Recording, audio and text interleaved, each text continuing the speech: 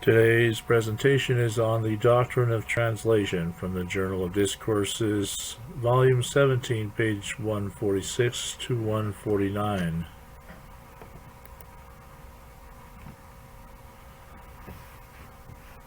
This was a talk given by Orson Pratt. But it is in the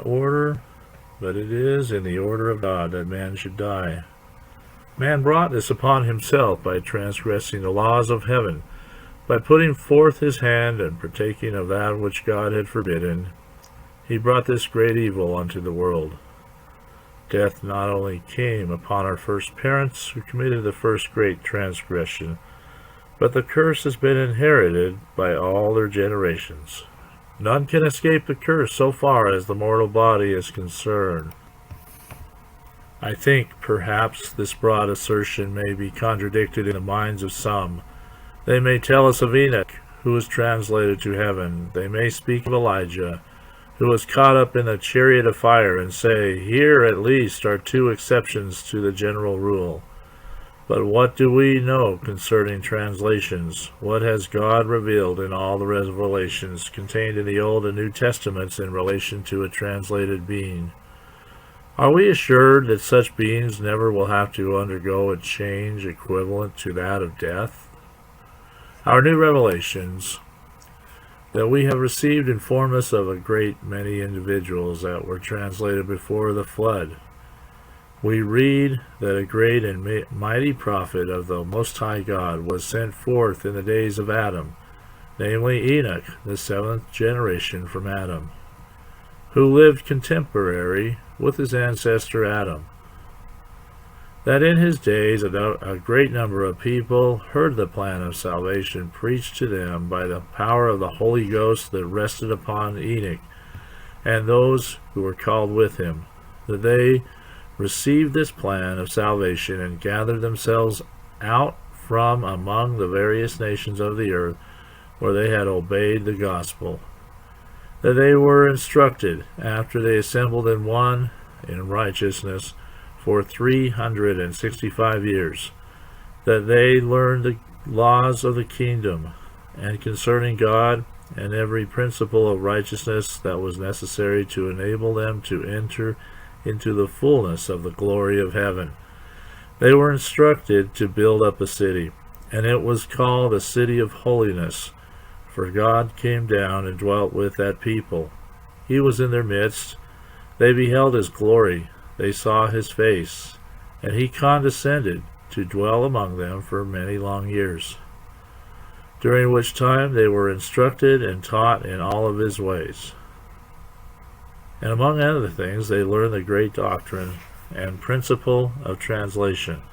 For that, they learned the great doctrine and principle of translation, for that is a doctrine the same as the doctrine of the resurrection of the dead, which is among the first principles of the plan of salvation. And we may also say that the doctrine of translation, which is intimately connected with that of the resurrection, is also one of the first principles of the doctrine of Christ. They are instructed in relation to this government, the object of it, etc., according to the light and knowledge which the Latter-day Saints have upon this subject, revealed in the revelations given through Joseph Smith. We find that those people, when they were fully prepared, having learned the doctrine of translation, were caught up into the heavens, the whole city, the people, and their habitations. How much of the earth was taken up in connection with their habitations we are not informed. It might have been a large region. You may ask, where was the city of Zion built in the ancient days? According to New Revelation, it was built upon this great western hemisphere. When I speak of this western hemisphere, I speak of it as it now exists. In those days, the land was united. The eastern and the western hemispheres were one, but they dwelt in that portion of our globe that is now called the Western Hemisphere, and they were taken up from this portion of the globe. No doubt all the region of country occupied by them was translated or taken away from the earth. Does this prove that they were immortal beings from the time of their translation? No, it does not prove any such thing. How are we to know anything about it? We cannot learn anything in relation to it except by revelation. God has revealed to us that they are held in reserve in some part of or portion of space. Their location is not revealed, but they are held in reserve to be revealed in the latter times, to return to their ancient Mother Earth.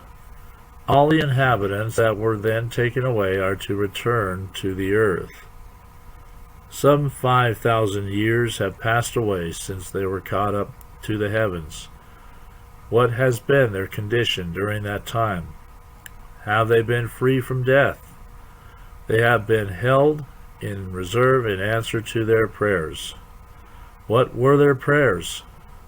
Enoch and his people prayed that a day of righteousness might be brought about during their day.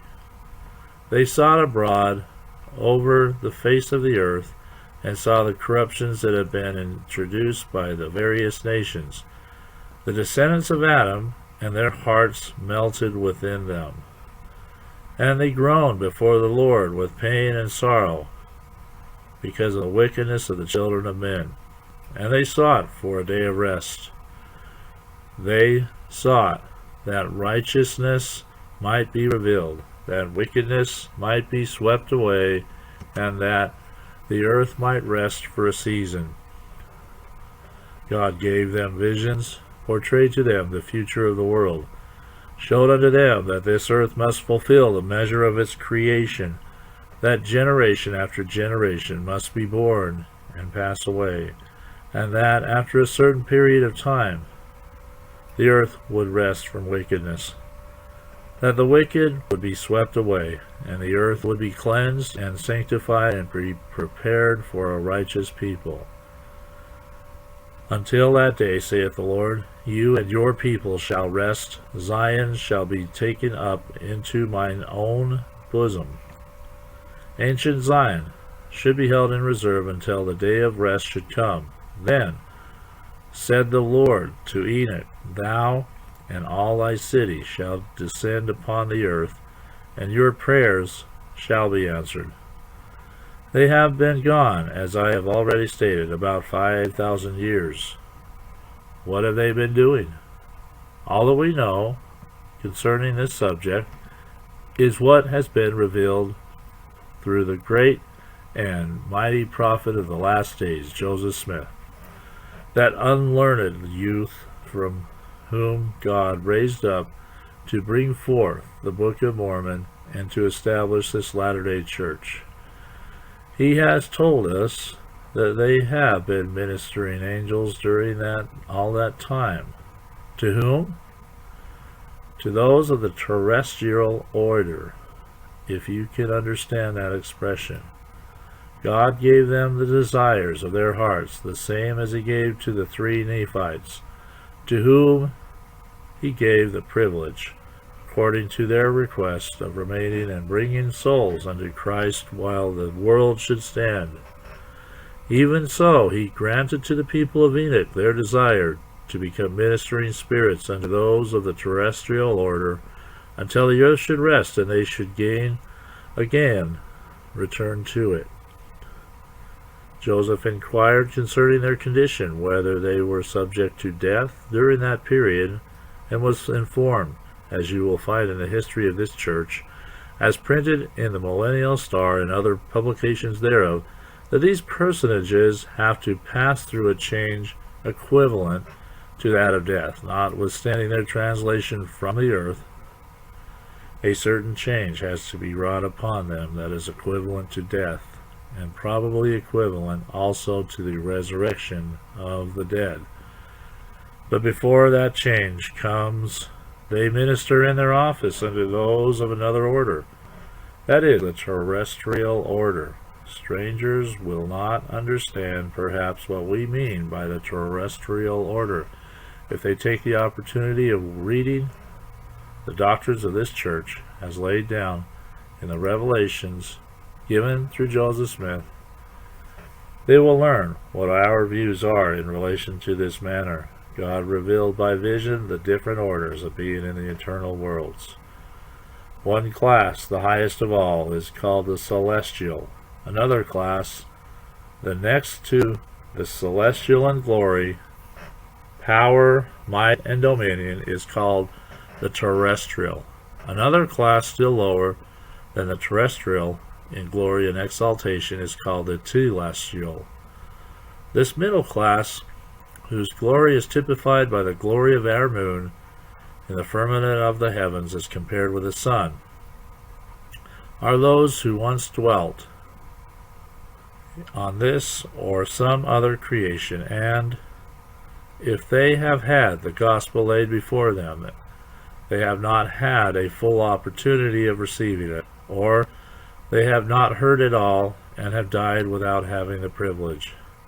In the resurrection, they come forth with terrestrial bodies. They must be administered to, says the vision, and God has appointed agents or messengers to minister to these terrestrial beings for their good, blessing, exaltation, glory, and honor in the eternal worlds. Enoch and his people, understanding this principle, sought that they, before receiving the fullness of their celestial glory, might be the instruments in the hands of God of doing much good among beings of the terrestrial order.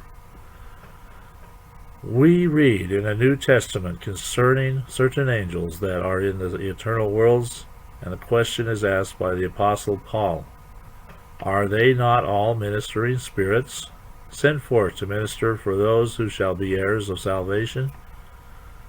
Not for those who are already heirs of salvation, but for those who shall be, those who were to be redeemed, that they were to be brought forth and exalted.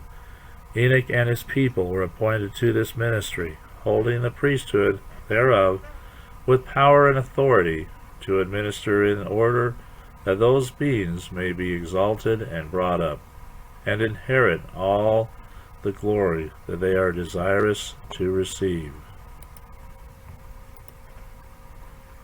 We're going to give you an example of one of these visits from a translated being assisting a family that's famishing in an American desert for want of water. And one of the three Nephites is the identification, that's the assumed identification of this traveler. On the 8th day of December 1895, my husband and I left Mexico en route to St. George, Utah for the purpose of performing temple work. We arrived at Oaxaca, Mexico on the night of the 24th of December. At this place, we were invited by friends to be their guests on Christmas Day, but we were anxious to be on our way, so instead of spending Christmas Day with our friends, we spent Christmas Eve with them, staying up until the wee small hours of the morning. And on the morning of the 25th, Christmas Day, we started for Mesa City, Arizona, arriving there the latter part of January 1896, where my first child was born, a girl, April 28th, 1896, its natal day. We left Mesa on the 8th day of June, 1896, in company with Mother Eliza M. R. Prouse and her 4 children, Lodetsky Prouse, father's first wife, and 2 orphan children, Parley and Perry Miller, grandchildren of the Lodeskys. Also with us were Brother Bigelow, his daughter and son, and his son's wife, and their 2 children, and my husband, Orson Barney, and I. After traveling some time, we were anxious to get to a place called at that time the Hole in the Rocks, a watering place on the desert, which was located many miles from other watering places. On arriving at this place, it was found that there was very little water to be had. My husband said, "We will have to go on, but we'll fill the 5-gallon keg for drinking purposes, and 1 bucket each for the horses," which we did. "We will have to travel tonight while it is cool, as it will be 40 miles before we can get more water." We traveled until a late hour that night and pitched camp. We got up the next morning just at the break of day and traveled until about 9 o'clock, and then prepared something to eat. Everyone was famished for want of water. The horses were so thirsty that they frothed at the mouth. The little children cried for water. We had to place pebbles in the children's mouths and have them drink but a swallow of water at a time. We started on after partaking of the meal just prepared, but had not gone but a few miles when the horses got so bad for the want of water that it was necessary to give them a half bucket of water each. At first, a little water was placed in the bottom of the bucket, but they were so thirsty that it was a great effort to get their heads out from the bucket. A small baby had become so sick that it had convulsions. It was administered to by my husband and brother Bigelow, and it revived as soon as they took their hands off its head. We started on again, but had not gone over 5 or 10 miles when all of a sudden a man in the road ahead, not over 300 feet, was seen. Upon arriving at our side, my husband stopped the team and inquired of the stranger where we could find water, stating to the stranger that the horses and all needed water so badly.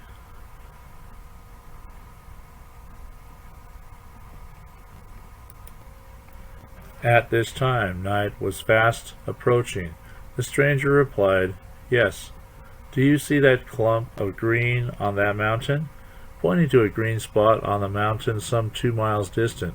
My husband said, "Yes." Continuing, the stranger said, "You drive just as close to it as you can, but you will not be able to get very close to it. Make camp for the night at that place, for you will not be able to get any more water for 40 miles.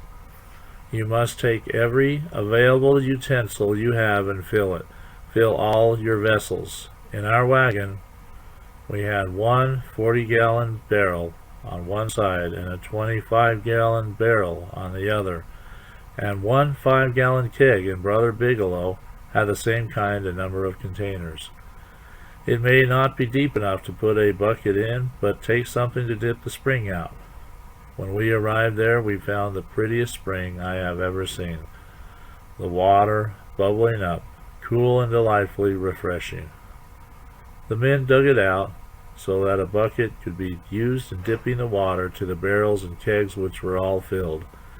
The stranger also said before leaving us, "Be sure and water your horses in the morning before you leave, and give them all they can drink." My husband stated to the stranger, "You had better not go on. There isn't a drop of water, not even in the hole in the rocks watering place." I have been over the road before, but the stranger replied, "I must be going." Saying this, he raised his cap and walked briskly away, passing our wagon by the side of which this conversation had taken place, and then he passed Brother Bigelow's wagon. My husband looked backward to see the stranger pass Brother Bigelow's wagon, and then handed me the lines, and he stood up in the spring seat so that he could get a good view of the stranger, but he could not see him.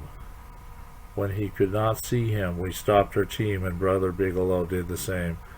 My husband got off the wagon and walked past the next wagon, but there was no sign of the stranger. When we arrived at St. George, we found the temple closed for the summer, so we went on to Enoch, our birthplace and hometown, but later we went to Manti and did our temple work. My husband and I both certify to the absolute truthfulness of this narrative, which we will remember as long as mortality shall last with us. Signed, Elizabeth J. Barney, J. Orson Barney. Dated at Manti, Utah, the 7th day of July 1940. Signatures witnessed by N. Stevens, W. N. Stevens, and of Randalit, Utah. Please like and subscribe to this video. Please comment if you have any insight. Thank you for watching.